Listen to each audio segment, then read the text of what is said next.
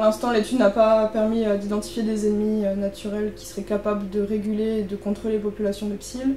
Donc on continue l'étude là-dessus. On a trouvé quelques coccinelles et neuroptères qui pourraient potentiellement être décrits dans la littérature comme des ennemis du psylle. Après, on n'en a pas assez pour conclure sur cette partie.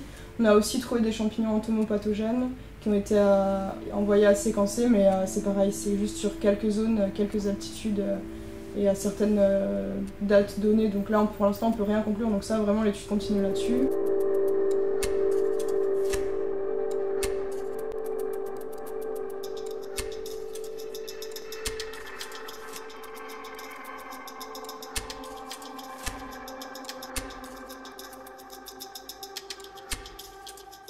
Dans l'autre pot, je vais mettre tous les autres insectes qu'on va garder au congélateur. Et donc après, là, quand on va continuer l'étude, on va essayer de séparer ceux qui pourraient être des prédateurs, des ennemis naturels, on va dire, qu'on va envoyer en génétique pour séquencer et voir s'il s'agit bien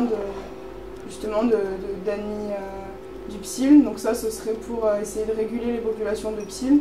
Ou pourquoi pas, par exemple, en introduire, faire un élevage de ces ennemis et potentiellement les introduire après dans la nature pour voir si ça permet de réguler, donc de diminuer la population des psylles, des tamarins.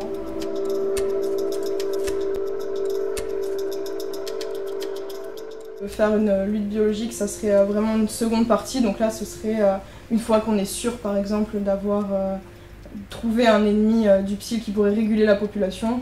Donc là, je pense qu'on s'attellerait d'abord à faire en laboratoire un élevage de cet insecte et d'être sûr, par exemple, qu'il va manger spécifiquement ce psylle, de lâcher ça potentiellement sur certaines zones pour voir comment marche la lutte biologique, est-ce qu'il s'adapte bien aussi dans le milieu, savoir combien on en a par arbre, combien il en faudrait pour vraiment réguler les populations. Donc ça, ce serait dans un deuxième, voire troisième temps.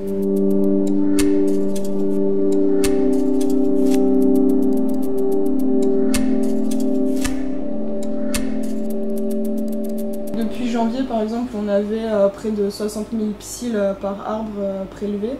Au niveau du volcan, notamment en haute altitude. En janvier, la population de psylles des tamarins était au plus haut, quoi, donc 60 000 psylles par arbre, je ne sais pas si vous imaginez, mais c'est vraiment énorme dans un petit pot, en fait, sur une minute d'aspiration.